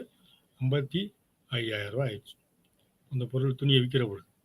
அப்போ இந்த நிறுவனம் கூட்டக்கூடிய மதிப்புடைய அளவு எவ்வளோன்னு சொல்லி பார்த்தீங்கன்னா 5,000 மூலப்பொருட்கள் 40,000, லேபர் சார்ஜ் உழைப்பாளர்கள் அது உழைப்புகளை பார்த்தீங்கன்னா ஒரு 10,000. அப்போ இன்டர்மீடியட் குட்ஸ் பார்த்தீங்கன்னா ஒரு 40 + 10,000 மொத்தம் நமக்கு 50,000. எவ்வளோக்கு உங்கள் பொருளை விற்றுருக்குறாங்க ஃபைனல் அவுட் புட் அப்படின்னு சொல்லி பார்த்தீங்கன்னா 55,000க்கு விற்றுருக்குறாங்க. ஏற்கனவே செலவு செஞ்சது 50,000. இப்போ மீதி 5,000 அந்த பொருளுக்கான மதிப்பு கூட்டப்பட்டிருக்குது. இதை நம்ம கணக்கில் கொள்ளும் போது கவனமாக இருக்க வேண்டிய விஷயங்கள் சொல்லி பார்த்தீங்கன்னா ஃபேக்டார் வருமானம், ஃபேக்டார் இன்கம் அப்படின்னு சொல்கிறோம் இல்லையா, காரணி வருமானங்கள், லேண்ட், லேபர், கேபிட்டல் ஆர்கனைசேஷனுக்காக கொடுக்கக்கூடிய ரெமுனரேஷன்ஸ், இந்த வாரம் கூலி, வட்டி, அதுக்காக அந்த காரணிகளை நம்ம இதில் சேர்த்துக்கணும். ஏற்கனவே இருக்க அனுமதி சொன்ன மாதிரி நான் தனிநபர் சுயமாக சம்பாதிக்கப்பட்டிருக்கக்கூடிய கட்டடத்தின் வீடுகளோ இருந்தோன்னா அந்த வீட்டுக்கான வாடகை அப்படிங்கிறத நம்ம இங்கே சேர்த்துக்கணும். சுய நுகர்வுக்கான உற்பத்தி அப்படிங்கிறது ஏற்கனவே சொன்ன வருமான அணுகுமுறை சொன்ன மாதிரியான சுய நுகர்வுக்கான என்னுடைய சாப்பாட்டுக்காகவோ இல்லை என்னோட உடைக்காகவோ நானே சம்பாதிச்சிருக்கேன், சந்தையில் விற்கலை, ஆனால் பொருளை நான் உருவாக்கி இருக்கிறேன். ஏன்னா இங்கே உருவாகி இருக்கிற நாட்டில் அந்த வருஷத்தில் அந்த காலத்தில் அந்த பொருள் உருவாக்கப்பட்டிருக்கிறது. அப்படி உருவாக்கி இருந்தோம்னா அதை நம்ம சேர்த்துக்கிறணும். அப்போ இதெல்லாம் இங்கேயும் நம்ம கணக்கில் எடுத்துக்கூடாது. சட்டவிரோதமான மூலங்கள், இல்லீகல் சோர்ஸ், சட்டவிரோதமான மூலங்கள், கடத்தலேருந்து வரக்கூடியது, சூதாட்டங்கள்லேருந்து வரக்கூடியது, இந்த மாதிரி பொருட்களுடைய விஷயம் நம்ம கையில் எடுத்துக்கொள்ளக்கூடாது. செகண்ட் ஹேண்ட் செல்லிங் அப்படின்னு சொல்லக்கூடிய, ரீசெல்லிங் அப்படின்னு சொல்லக்கூடிய இரண்டாவது முறையாக விற்கக்கூடிய பொருட்களுடைய வருமானத்தை எல்லாம் நம்ம கணக்கில் காட்டக்கூடாது. ஆனால் இங்கேயும் என்ன செஞ்சுக்கலாம்னா அந்த பொருட்களை விற்பதற்கு நம்ம மேற்கொண்டிருக்கக்கூடிய விற்பனை முயற்சியில் இருக்குல்ல கமிஷன் அது சார்ஜஸ் எதாவது கொடுத்துருமோம்னா அதை நம்ம கணக்கில் வச்சுக்கிடலாம். மூன்றாவது, குடும்ப உறுப்பினர்கள் வீட்டு வேலையில் நம்ம இதில் கணக்கில் சேர்க்கக்கூடாது. என் வீட்டுக்கெல்லாம் இன்றைக்கி நான் சமைக்கிறேன், என் வீட்டை இன்றைக்கி நான் சுத்தப்படுத்துகிறேன், என் வீட்டு துணியில் நான் துவைக்கிறேன், அதுக்கு நான் ஒரு இம்ப்யூட்டட் வேல்யூ அப்படின்னு சொல்லிட்டு நான் கணக்கு எழுதக்கூடாது. ஆனால் இதே வேலையை நான் ஒருவேளை வீட்டுக்கு ஒரு வேலைக்காரரை வச்சு, வீட்டு உதவியால் வச்சு அவருக்கு மாதம் ஒரு 3,000 சம்பளம் கொடுத்து அந்த சம்பளம் கொடுக்குற ஆள் அந்த வேலையை செய்கிறார், அதே சமையல், அதே சுத்தப்படுத்தல், அதே துணி துவைக்கிற வேலையை நான் செய்கிற பொழுது கணக்கில் எடுத்துக்கொள்ளப்படாது. ஆனால் அதே வேலையை நான் வேலைக்கு ஒரு ஆளை பணியமர்த்தி ஒரு மேடுன்னு சொல்கிறோன்னா வீட்டுக்கு வேலைக்கு வச்சுக்கிறது வந்து அவங்க செய்கிறாங்க, அவங்களுக்கு நம்ம செலவு கொடுத்துருக்கோன்னு சொன்னால் அப்போது அந்த அமௌண்ட்டை நம்ம இந்த வருமான கணக்கில் சேர்த்துக்கிறோம். ஏன்னா அவங்களுக்கு வருமானம் வரும். வீட்டு வேலை செய்கிறவர்களுக்கு இங்கே பணமாக ஒரு வருமானம் வந்திருக்கிறது. நான் செய்கிறது இம்ப்யூட்டட் வேலை தான், ஆனால் எனக்கு அது வருமானம் வருவது இல்லை. அதனால் அதை நம்ம சேர்க்கக்கூடாது. என்னுடைய வீட்டில் நான் செய்யக்கூடிய வேலையை வருமானத்தில் சேர்க்கக்கூடாது. வீட்டுக்கு வேலைக்கு ஆள் வச்சுருந்தேன்னு சொன்னால் அதை நம்ம வருமானத்தில் சேர்த்துக்கிடலாம். இல்லை, இப்போ இப்படி ஒரு சின்ன ஒரு கணக்கு வச்சுக்கணும். எப்படி கால்குலேட் பண்ணுறது? இப்போ ரா மெட்டீரியல் வாங்கினதில் மூலப்பொருட்கள் கொள்முதல், தேய்மானம், விற்பனை, கலால் வரி, ஓப்பனிங் ஸ்டாக், இன்டர்மீடியட் கன்செப்ட், இடைநிலை நுகர்வு, இறுதி சரக்கு இருப்பு. க்ளோசிங் ஸ்டாக் மீன்ஸ் இறுதி சரக்கு இருப்பு. இது நம்ம கோடிகள் ரூபாயில் கணக்கிடணும்னு வச்சுக்கிறோம். மூலப்பொருட்கள் கொள்முதல் வாங்கிய வகையில பார்த்தீங்கன்னா, நமக்கு ஒரு ரூ. 300 கோடி செலவாயிருக்கு. விற்பனை அடியில பார்த்தோம்னா, அதுல ஒரு ரூ. 2000 கோடி. டெப்ரிசியேஷன் வகையில ஒரு ரூ. 120 கோடி. கலால் வரிகள் வகையில ஒரு ரூ. 200 கோடி. திறப்பு பங்கு வகையில ஒரு ரூ. 150 கோடி. இடைநிலை நுகர்வில் ஒரு ரூ. 450 கோடி. இறுதி சரக்கு இருப்பு வகையில ஒரு ரூ. 100 கோடி. ஒரு லட்சம் கணக்கு நம்மகிட்ட இருக்கிற பொழுது, எப்படி நம்ம வேல்யூ ஆர்டர்ல இதை நம்ம கணக்கா எடுத்துக்கிட முடியும்? எப்படி நாட்டுடைய வருமானத்தை கணக்கீடு செய்ய முடியும்னு பார்த்தோம்னா, வெளியீட்டின் மதிப்பு ப்ரொடக்ஷன் மெத்தட்னா ப்ராடக்ட் மெத்தட். வெளியீட்டின் மதிப்பு இஸ் ஈக்குவல் டு விற்பனை பிளஸ் பங்குகளின் மாற்றங்கள். பங்கு மாற்றம் அப்படிங்கிறது எதால குறிக்கும் சொன்னா, இறுதி பங்கு மைனஸ் தொடக்க பங்கு. அப்போ இங்க இருக்கக்கூடியது பாருங்க, தொடக்க பங்கு எவ்வளவு பாருங்க, இறுதி பங்கு எவ்வளவு பாருங்க. அப்போ நமக்கு இங்க திறப்பு பங்கு அப்படிங்கிறது ரூ. 150 இல்லையா? 150 100 மைனஸ் 150 நமக்கு ஒரு ரூ. 50 நட்டமாக இருக்கிறது. அப்போ எப்படி கணக்கெடுக்கிறோம்?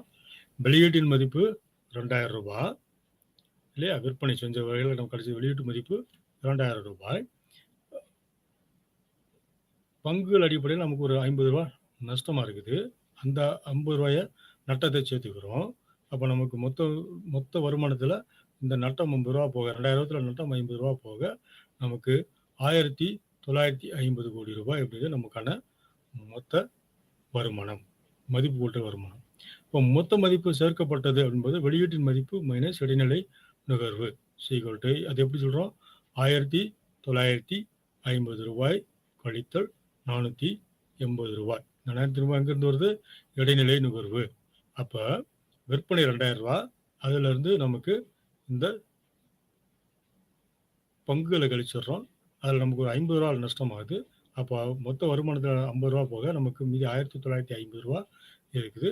அந்த ரூ. 1950 நம்ம இன்டர்மீடியட் கன்சர்ன் சொல்லக்கூடிய இடைநிலை நுகர்வை ரூ. 480 கழிச்சிடுறோம். மீதி நமக்கு ரூ.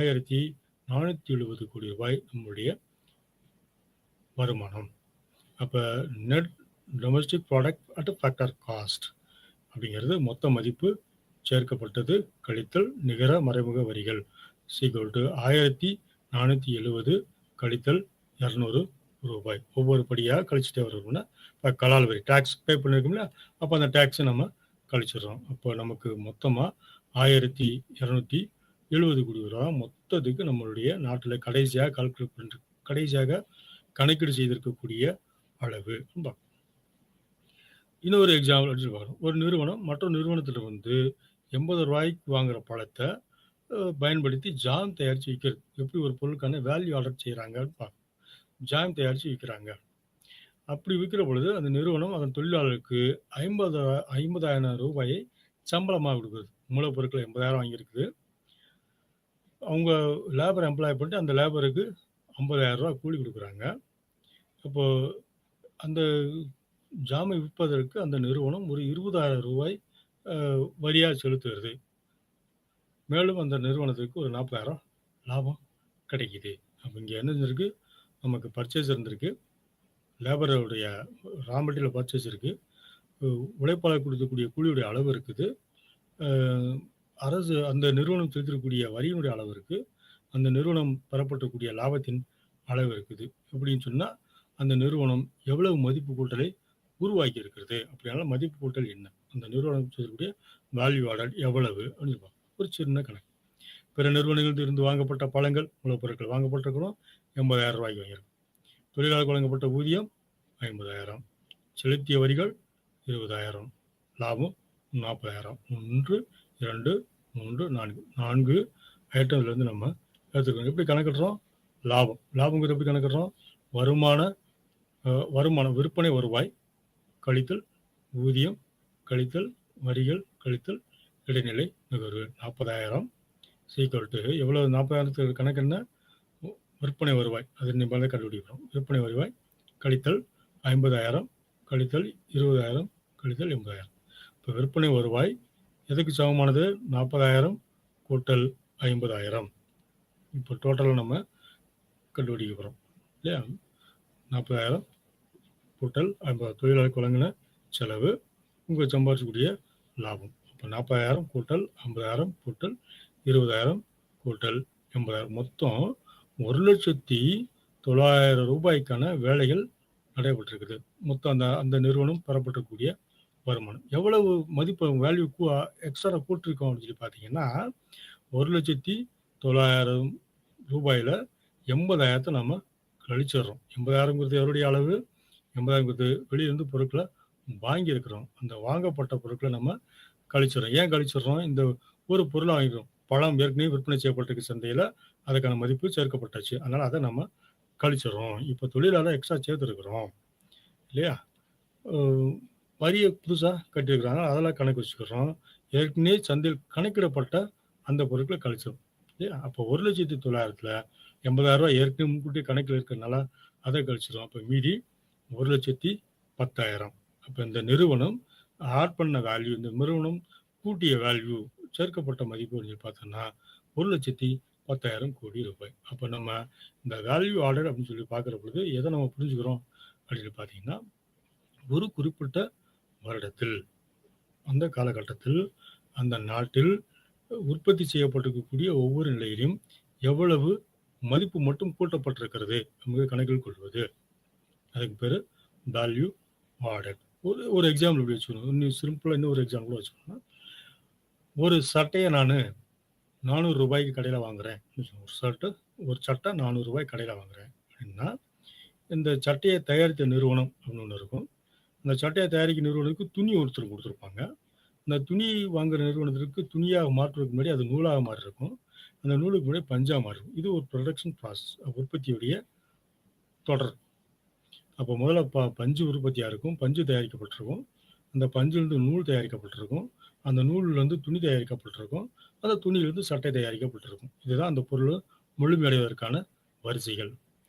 அப்போ சட்டை ரூ. 400 அப்படி விலைய வச்சுட்டோம்னு சொன்னா, இந்த ரூ. 400 விலை அப்பயே வந்திருக்குமான்னு பார்த்தோம்னா, அப்பயே வந்திருக்காது. எப்படி வந்திருக்கும்?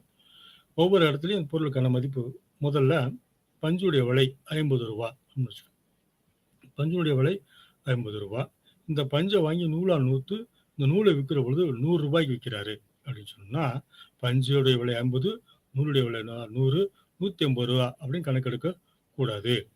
நூலுடைய விலை 100ன்னு எடுக்கிற பொழுது ஏற்கனவே இந்த நூலுடைய பஞ்சு இருக்கு இல்லையா? நூலுடைய மூலப்பொருளா இருக்கக்கூடிய பஞ்சு இருக்கு இல்லையா? அந்த பஞ்சுடைய ரூ. 50 ஏற்கனவே செலுத்தப்பட்டாச்சு. அதனால அதை நம்ம கழிச்சுட்டு வெறும் ரூ. 50 தான் மட்டும் தான் இங்க மதிப்பு கூட்டப்பட்டிருக்கிறது. வெறும் ரூ. 50 மதிப்பு கூட்டப்பட்டிருக்கிறது. இப்போ ரூ. 100 தயாரிச்சாச்சு. இந்த நூலை வாங்கி ஒருத்தர் துணியாக நெய்கிறார் அப்படின்னு வச்சுக்கோங்க. இந்த துணியை அவர் ரூ. 200 விற்கிறார். இவர் ரூ. 100 நூல் வாங்கியிருக்கிறாரு. துணியாக நெய்கிறாரு. நெஞ்ச துணியை அவர் ரூ. 200 விற்கிறாரு அப்படின்னு சொன்னா, இப்போ மதிப்பு எவ்வளவு கூட்டப்பட்டிருக்குன்னு சொல்லி பார்த்தீங்கன்னா, இந்த 100க்கும் 200க்குமான இல்லையா? அப்போ ரூ. 100 மதிப்பு கூட்டப்பட்டிருக்கிறது. இதை நீங்க மொத்தமா கூட்டினா எப்படி வரும்? ரூ. 50, ரூ. 100, ரூ. 150 பிளஸ் ஒரு ரூ. 200 அப்படின்னு பார்த்தோம்னா ரூ. 350 வரும். அப்படி கணக்கெடுக்க இது உங்களுடைய வருமானத்தை குலைச்சி விட்டுரும். சரியான கணக்கீடா இருக்க முடியாது. அப்போ ஒவ்வொரு நிலையிலும் எவ்வளவு பொருட்கள்? அப்போ ரூ. 50, ரூ. 100, இப்போ ரூ. 200 ஒரு துணியை விற்கிறார் அப்படின்னு சொன்னால் 100லேருந்து ரூ. 200. அப்போ ரூ. 100 அதிகமாக மதிப்பு கூட்டப்பட்டிருக்கிறது. இந்த ரூ. 200 வித்த துணியை இல்லை ரூ. 200 வாங்கிய துணியை ஒரு நிறுவனம் முழு சட்டையாக மாற்றி ஃபைனல் அவுட் பண்ண சட்டையா மாற்றி ரூ. 400 விற்கிறாங்க அப்படின்னு சொன்னா, இந்த ரூ. 200லேருந்து ரூ. 400 வரும் பொழுது ரூ. 200 அதிகமான மதிப்பு கூட்டப்பட்டிருக்கு. இந்த ரூ. 200 அதிகமான மதிப்பு கூட்டப்பட்டிருக்கு. அப்போ ஒவ்வொரு நிலையிலும் இந்த மதிப்பு கூட்டுதல் நடந்துட்டே இருக்கு. ரூ. 50 கூடுதலா ஒரு ரூ. 50 சேர்ந்து ரூ. 100 இருக்கு.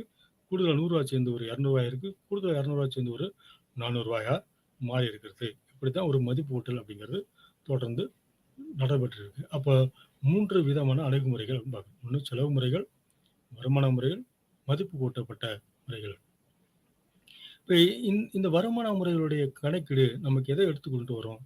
நம்ம எப்படி ஒரு தனிநபர் சம்பாதிக்கிற பொழுது அவரு சொத்து சேர்க்கிறாரோ, அவரு பொருட்களை சேமிக்க முடியாதோ, அதே போல ஒரு நாட்டுடைய பேரியல் பொருளாதாரத்தில் ஒரு நாடு தங்களுடைய வருமானங்களை கணக்கீடு செய்கிற பொழுது, அந்த நாடு தனக்கான சேமிப்பு உருவாக்கும். அந்த நாடு தனக்கான சொத்துக்களை உருவாக்கும். அப்ப சேமிப்பு என்பதும், சொத்து என்பதும் எதன் அடிப்படையில் உருவாகிறது? அப்ப சேமிப்புக்கான ஒரு அளவுகோல். நம்ம இன்னைக்கு எவ்வளவு வருமானம் வச்சிருக்கோம்? தற்போதைய வருமானம். இன்றைக்கு எனக்கு எவ்வளவு வருமானம் வந்திருக்கிறது? இப்போ தற்சமயம் என்னுடைய தேவைக்கான செலவுகள் எவ்வளவா இருக்குது? எனக்கு ரூ. 1000 வருமானம் வருது. ரூ. 800 என்னுடைய செலவுகளுக்கான தேவையா இருக்குன்னு சொன்னா, மீதி ரூ. 200 என்னுடைய சேவிங்ஸ். அதே மாதிரி ஒரு நாட்டினுடைய ஒரு ஆண்டில் உற்பத்தி செய்யப்பட்டிருக்கக்கூடிய பொருட்கள், அதாவது வருமானம், தேசிய வருமானம். அந்த நாடு பெறப்பட்டிருக்கக்கூடிய நாட்டுடைய வருமானம், அதிலிருந்து அந்த நாட்டிற்கான செலவுகள் தேவைக்கு அந்த நாடு ஏற்படுத்தக்கூடிய செலவுகளை கழிக்க மீதி நமக்கு கிடைப்பது அந்த நாட்டுடைய சேவிங்ஸ். இப்ப இந்த சேவிங்ஸ் 2யுமே நம்ம பார்க்குறோம். தனியாருடைய சேவிங், அரசுடைய சேவிங்ஸ் 2மே நம்ம கணக்கில் எடுத்துக்கொள்றோம். அப்ப சேமிப்பு என்பது ஒரு ஓட்ட கருத்து. ஏன்னா சேவிங்ஸ் அப்படியே நடந்துகிட்டே இருக்கும். இது ஒரு ஒரு ஒரு ஒரு யூனிட்ங்கிறது ஒரு குறிப்பிட்ட காலத்துக்கு நம்ம கணக்கு எவ்வளவு சேர்த்து வைக்க முடியுது. வெல்த் செல்வம் அப்படிங்கிறது ஒரு ஸ்டாக். இது ஒரு நம்ம சேர்த்ததுக்கப்புறம் வச்சிருக்கக்கூடிய விஷயம். சேமிப்பு ஏதோ ஒரு பொருள் நம்ம இன்வெஸ்ட் பண்ணிட்டே இருப்போம். அது ஓடிக்கிட்டே இருக்கும். சொத்து சேர்த்துவோம். அந்த சொத்து நம்மகிட்டே இருக்கும். அப்ப செல்வம் என்பது ஒரு பங்கு கருத்து. ஒரு கட்டத்துல இது ஒரு குறிப்பிட்ட காலகட்டத்தில் இது எவ்வளவு நிலையா இருக்குது அப்படிங்கிறத நாம அசஸ் பண்ணக்கூடிய ஒரு விஷயம். அப்ப சேமிப்பு மற்றும் செல்வத்தின் நடவடிக்கைகள் ஒரு நாட்டுல எப்படி இருக்கும்? காரணம் இதுதான் அந்த நாட்டுடைய பொருளாதாரத்தை லீட் பண்ணும். நீங்க எவ்வளவு சேமிப்பு சேர்த்து வைக்கிறீங்களோ, அந்த சேமிப்பு ஒரு காலங்கள் என்னவாகும்? முதலீடா மாறும். அந்த முதலீடு இங்க ஒரு நிறுவனத்துல முதலீடு செய்யப்படும். அது ஒரு வேலைவாய்ப்பு உருவாக்கும். அந்த வேலைவாய்ப்பு வருமானத்தை உருவாக்கும். அந்த வருமானம் நுகர்வை உருவாக்கும். அந்த நுகர்வு திருப்பி மீண்டும் சேமிப்ப உருவாக்கும். அப்ப இது ஒரு சர்க்கிள் அப்படியே தொடர்ந்து ஒரு செயினா நடந்துகிட்டே இருக்கக்கூடிய விஷயம். அப்படிங்கிறனால ஒரு நாட்டுல சேமிப்பு என்பதும், வெல்த் என்பதும், செல்வம் என்பதும் ரொம்ப முக்கியமான ஒரு கருத்துல நம்ம பார்க்குறோம். இப்ப தனிப்பட்ட சேமிப்பு, பிரைவேட் சேவிங்ஸ், தனியாருடைய தனிப்பட்ட சேமிப்பு, அதுக்கான சூத்திரம் என்னவா இருக்கு அப்படின்னு பார்த்தீங்கன்னா, தனியார் செலவழிப்பு வருமானம் கழித்தல் நுகர்வு. என்னுடைய எக்ஸ்பெண்டிச்சர் இன்கம். நான் எவ்வளவு வருமானம், செலவுக்காக நான் எவ்வளவு சம்பாதிச்சிருக்கிறேன், நான் சம்பாதிச்சதில் எவ்வளவு இப்போ கன்சியூம் பண்ணியிருக்கிறேன், எவ்வளவு செலவை நான் நுகர்ந்திருக்கிறேன் அப்படிங்கிற கோட்பாடு. அப்போ தனியார் சேவிங்ஸ் அப்படிங்கிறது தனிநபருடைய savings. S Y plus NFIA. NFIA அப்படிங்கிறது எதை சொல்கிறது அப்படின்னு பார்த்தீங்கன்னா, net foreign income, net income from abroad. சரிங்களா? Net foreign income from abroad minus T. அப்படின்னா இங்கே மைனஸ் டி போட்டிங்கன்னா உங்களுக்கு நிகரம் நெட் அயல் நிகர வெளிநாட்டு வருமானங்கிறது நமக்கு கிடைச்சிடும். அப்போ இங்கே y is equal to GDP, ஒரு நாட்டுடைய வருமானம். என்எஃப்ஐஏ மைனஸ் டிங்கிறது வரிகளிலிருந்து நிகர காரணி வருமானம், வெளிநாடுகளிலிருந்து பெறப்படக்கூடிய ஒரு விஷயம். டிஆர் அப்படிங்கிறது transfer receipt or transfer revenue, அரசாங்கத்திலிருந்து பெறப்பட்டிருக்கக்கூடிய பரிமாற்ற வருவாய். ஐஎன்டிங்கிறது எதை குறிக்கக்கூடியதுன்னு பார்த்தீங்கன்னா வட்டி வருமானம், என்னுடைய கேபிட்டல் மீதான வரக்கூடிய வட்டி வருமானம். இதையெல்லாம் மொத்தமாக எதிலிருந்து கழிக்கிறோம் அப்படின்னு சொல்லி பார்த்தீங்கன்னா என்னுடைய நுகர்வால் கழிச்சிடும். அப்போ என்னுடைய செலவழிப்பு வருமானங்கிறது எனக்கு என்ன வருது? இந்த நாடு உற்பத்தி செய்யக்கூடிய பொருள், நான் பெறப்பட்டிருக்கக்கூடிய வருமானம், வட்டி வருமானம், எக்ஸ்சேஞ்ச் ரெவன்யூ எல்லாத்தையும் சேர்த்து இதோட டோட்டல் ப்ரைவேட் கன்சம்ஷனில் கழிச்சிட்டேன் அப்படின்னு சொன்னோம்னா எனக்கு தனிப்பட்ட சேவிங்ஸ், ப்ரைவேட் சேவிங்ஸ் அப்படிங்கிறது கழிச்சிடும். அப்போ தனியார் சேமிப்பு விகிதம், தனியார் சேமிப்பு விகிதம், ப்ரைவேட் சேவிங்ஸ் ரேஷியோ என்பது தனியார் சேமிப்பு விகிதம் அப்படிங்கிறது எப்படி கணக்கு கொள்ளப்படும்? இது எதற்கு சமமானது அப்படின்னு பார்த்தீங்கன்னா, தனியார் சேமிப்பை தனியார் செலவழிப்பால் வகுக்க நமக்கு என்ன கிடைக்கும்? ரேஷியோ அப்படிங்கிறது கிடைக்கும். அப்போ என்னுடைய வருமானம், என்னுடைய செலவழிப்பு, த டிஃபரன்ஸ் பிட்வீன் இது இன்கம் அண்ட் கன்சம்ஷன். இது தனிப்பட்ட சேமிப்பு என்பது.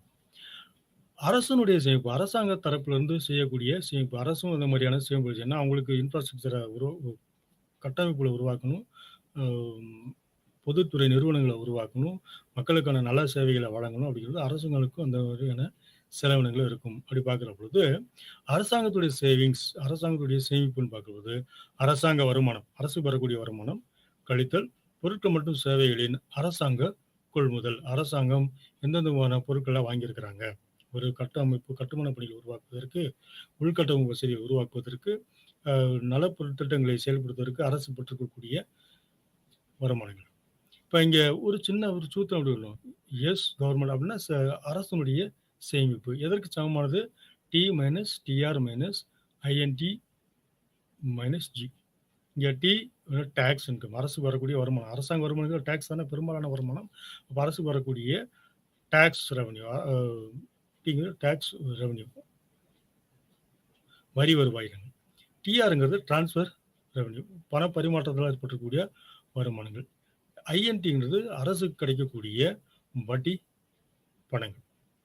ஜி அப்படிங்கிறது அரசு உருவாக்கக்கூடிய பொருட்கள். அப்போ எப்படி வந்து என்னுடைய ஒட்டுமொத்த வருமானத்தில என்னுடைய தனிப்பட்ட நுகர்வ கழிச்சா, என்னுடைய தனியார் சேவிங்ஸ் கிடைக்குதோ, அதே மாரி அரசாங்கத்துடைய ஒட்டுமொத்த வருமானத்தில், அரசாங்கத்துடைய செலவினங்கள கழிச்சிட்டீங்கன்னா, அரசனுடைய சேமிப்பு கிடைக்கும். அப்போ மொத்தத்தில நமக்கு சேவிங்ஸ்ங்கிறது இந்த வருமானத்திற்கும், செலவுக்குமான இடைவெளி, அதுக்குமான வேறுபாடு அப்படிதான் நம்ம பார்க்குறோம். அப்போ ஒட்டுமொத்த நாட்டுடைய சேமிப்பு, தேசிய சேமிப்பு அப்படிங்கிறத எப்படி பார்க்குறோம்? நாட்டுடைய சேமிப்பு அப்படிங்கிறது, 1 நாட்டுடைய சேமிப்பு, தனியார் சேமிப்பு கூட்டல் அரசாங்கத்துடைய சேமிப்பு.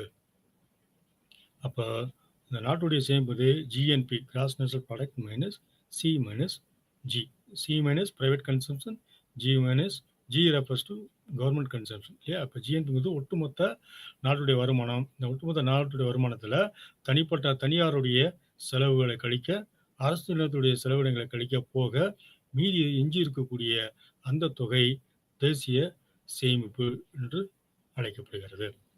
இப்போ இதை நம்ம கணக்கீடு செய்யும்போது 2 விதமான விஷயங்களை நம்ம பார்க்க வேண்டியிருக்கு. ஒன்று பெயரளவு மொத்த உற்பத்தி, இன்னொன்று உண்மையான உற்பத்தி, ரியல் ஜிடிபி, உண்மையான உற்பத்தி. இப்போ பெயரளவு மொத்த உள்நாட்டு உற்பத்தி, நாமினல் ஜிடிபி அப்படின்னு சொல்றது. பெயரளவு மொத்த உள்நாட்டு உற்பத்தி அப்படிங்கிறது இது பண தேசிய வருமானம் என்று அழைக்கப்படுகிறது. ஏன் அப்படி சொல்றோம்னா, அது வெறுமனே பணத்துடைய அளவில் மட்டும்தான் கணக்கிடுறோம். இன்றைக்கு ரூ. 100 பொருள் உற்பத்தி ஆயிருக்குன்னா, இந்த ரூ. 100 அப்படின்னு தான் நம்ம கணக்கில் வச்சுக்கிறோம். இந்த ரூ. 100 எவ்வளவு பொருட்கள் உற்பத்தி செய்யப்பட்டிருக்குது உண்மையிலேயே அப்படிங்கிறத நம்ம கணக்கில் எடுத்துக்கொள்வதில்லை. அதை கணக்கீடு செய்வதற்கு உண்மையான மொத்த உள்நாட்டு உற்பத்தி, இது நிலையான விலையில் மொத்த உள்நாட்டு உற்பத்தி என்றும் அழைக்கப்படுகிறது. அப்படின்னா என்ன அர்த்தம்னா, உங்களுடைய மொத்த ஜிடிபியில் இன்ஃப்ளேஷன் ரேட்டை கழிச்சிட்டிங்கன்னா, இது மாறக்கூடியது. இன்ஃப்ளேஷன் ரேட்டை கழிச்சிட்டிங்கன்னா மீதி இருக்கக்கூடியது உங்களுக்கான ரியல் ஜிடிபி அப்படின்னு பார்ப்போம். அப்போ நிலையான விலையில் ஜிடிபி அப்படிங்கிறது எப்படி கணக்கில் எடுக்கிறோம், எப்படி கால்குலேட் பண்ணுறோம்? கரண்ட் ப்ரைஸ், நடப்பு விலையில் ஜிடிபி, இன்றைக்கு இருக்கக்கூடிய நடப்பு விலை, கரண்ட் ப்ரைஸில் எவ்வளவு ஜிடிபி இருக்குது, கரண்ட் விலையில் உள்நாட்டு உற்பத்தி, அதை எதை கொண்டு வகுக்கிறோம் அப்படின்னு பார்த்தீங்கன்னா, அந்த ஆண்டு கரண்ட் நடப்பாண்டில் இருக்கக்கூடிய தற்போதைய ஆண்டுடைய விலை குறியீடு, இதில் வகுத்தது போக இது எப்படி நம்ம பெருக்கணும் அப்படின்னு பார்த்தீங்கன்னா, அடிப்படையான பேசிக் இண்டெக்ஸ் அப்படின்னு சொல்லுவாங்கன்னா, அடிப்படையான ஆண்டு விலை குறியீடு. அப்போ அதை கணக்கீடு செய்வதற்கு நமக்கு என்னெல்லாம் தேவைப்படுதுன்னு பார்த்தீங்கன்னா, ஒரு நாட்டினுடைய நடப்பு விலை, குறியீட்டு விலை, விலை குறியீடு, அந்த விலை குறியீடுக்கான அடிப்படை, இந்த 3 இருந்தால் தான் நம்ம அதை கணக்கீடு செய்கிறோம். அப்போ நடப்பு விலையில் ஜிடிபி வகுத்தல் தற்போதைய ஆண்டு விலை குறியீடு பெருக்கல் அடிப்படை ஆண்டு விலை குறியீடு. இப்போ நடப்பாண்டு விலையில் ஜிடிபி மொத்த உள்நாட்டு உற்பத்தினா 2,50,000 அப்படின்னு வச்சுக்கோங்க. மற்றும் விலை குறியீடு ப்ரைஸ் இண்டெக்ஸ் அப்படிங்கிறது ஒரு ரூ. 250. அப்போ எப்படி நம்ம இந்த ஜிடிபி மொத்த உள்நாட்டு உற்பத்தியை கான்ஸ்டன்ட் ப்ரைஸில் கால்குலேட் பண்ணுறோம் அப்படின்னு பார்த்தீங்கன்னா, நிலையான விலையில் ஜிடிபி எப்படி கால்குலேட் பண்ணுறோம்? 2,50,000. இது இப்போ நடப்பாண்டில் இருக்கக்கூடிய மொத்த உற்பத்தி. அதை எதால் வகுக்கணும்? அந்த குறிப்பிட்ட ஆண்டுடைய ப்ரைஸ் இண்டெக்ஸஸ் விலை குறியீட்டால் வகுக்கணும். அப்போ ரூ. 250 வகுத்ததுக்கு போக என்ன சொன்னால், இந்த மீதி இருக்கக்கூடிய அமௌண்ட்டை price index, basic price index, அடிப்படை ஆண்டு விலை குறியீடு, அதால் மல்டிப்ளை பண்ணணும்னு சொன்னால், அதால் பெருக்குன்னு சொன்னால் நமக்கு ஒரு அமௌண்ட் கிடைக்கும். அப்போ இங்கே 2,50,000 250ஆல் வகுத்து 100ஆல் பெருக்கணும்னு சொன்னால் நமக்கு ரூ. 1,00,000 கிடைக்கும். இந்த ரூ. 1,00,000 கான்ஸ்டன்ட் ஜிடிபி. இதை நம்ம கோடிகளில் கணக்கில் வச்சுக்கலாம். நம்ம ஒரு சொல்லுவதற்கு எளிதாக இருக்குன்றதுக்காக ரூ. 1,00,000 அப்படின்னு. அப்புறம் ஒரு நாட்டுடைய வருமானம் ரூ. 1,00,000 இருக்காது, 1,00,000 கோடியாக இருக்கலாம் இல்லையா? 10,00,000 கோடிகளாக இருக்கும், 20,00,000 கோடிகளாக இருக்கும். நீங்கள் கோடிகளில் கணக்கு வச்சுன்னா ஒரு அளவு பெரியதாக நமக்கு தெரியும். அப்போ இந்த ப்ரைஸ் இண்டெக்ஸ் எப்படி கால்குலேட் பண்ணுறது? 2-3 விஷயம் பார்க்குறோம். ஒன்று ஜிடிபி டீப்ளேட்டர், ஜிடிபி குறைவான். அப்போ பெயரளவு ஜிடிபி, நாமினல் ஜிடிபி இருக்கு இல்லையா? பெயரளவு ஜிடிபியை நம்ம உண்மையான ஜிடிபியால் வகுத்துட்டோம் அப்படின்னா நமக்கு இந்த ஜிடிபி டீப்ளேட்டர் கிடைக்கும். அப்போ பெயரளவு ஜிடிபி வகுத்தல் உண்மையான ஜிடிபி பெருக்கல் 100, அது ப்ரைஸ் இண்டெக்ஸ்னால் 100 அப்படின்னு போட்டால் நமக்கு விலை குறியீடு ப்ரைஸ் இண்டெக்ஸ் வந்து கிடைச்சிடும். ஃபார் எக்ஸாம்பிள், இப்போ உதாரணத்துக்கு என்ன வச்சுருக்கோம், பெயரளவு ஜிடிபியாக 21,100 கோடி ரூபாய் அப்படி இருக்கு. ஒரு நாட்டுடைய வருமானம் 21,100 கோடி ரூபாய். அந்த நாட்டுடைய உண்மையான ஜிடிபி வந்து பார்த்தீங்கன்னா ஒரு 20 கோடி ரூபாய். அப்போ ஜிடிபி டீப்ளேட்டர், ஜிடிபி குறைப்பான அளவு எவ்வளோ இருக்குது பார்த்தீங்கன்னா 21,100 கோடி வகுத்தல் 20,000 கோடி பெருக்கல் 100 அப்படின்னு சொன்னால் 105 புள்ளிகள். குறியீடுக்கு புள்ளி தான் நம்ம சொல்லணும், 105 புள்ளிகள் அப்படின்னு சொல்லி நம்ம கணக்கில் வச்சுக்கிறோம். அப்ப விலை குறியீடு, நுகர்வோர் விலை குறியீடு கன்சியூமர் பிரைஸ் இண்டெக்ஸ்ன்னு பேரு. ஒரு நாட்டுல அந்த நுகர்வோர்கள் வாங்கக்கூடிய ஒரு நுகர்வோர் சந்தையில போய் எவ்வளவு பொருட்கள விலை குடுத்து வாங்குறாரோ, அந்த அடிப்படையில கணக்கீடு செய்யறது பேரு பிரைஸ் இண்டெக்ஸ் விலை குறியீடு அப்படின்னு பேரு. சரிங்களா? இன்னொன்னு இந்த விலை குறியீடுல இருக்கக்கூடிய இன்னொரு முக்கியமான பகுதின்னு பார்த்தீங்கன்னா, பணவீக்க விகிதம். இந்த பணவீக்க விகிதம்ங்கிறது இன்ஃப்ளேஷன் ரேட். போன விலைக்கும் இன்றைக்கு இருக்கக்கூடிய விலைக்கும் இருக்கக்கூடிய வேறுபாடு அப்படின்னு சொல்லி பார்க்கணும் இல்லையா? அப்போ பணத்தோட விதம் பழைய பணம் ரூ. 100 இருக்கு. புதிய பணம் ரூ. 112 இருக்குது. அப்போ எவ்வளோ இன்ஃப்ளேஷன் ரேட் கூடியிருக்குன்னு சொல்லி பார்த்தீங்கன்னா, நமக்கு 12% விலைவாசி கூடியிருக்கிறது. இது இன்ஃப்ளேஷன் ரேட்டு அப்படின்னு சொல்லி பார்ப்போம். சரிங்களா?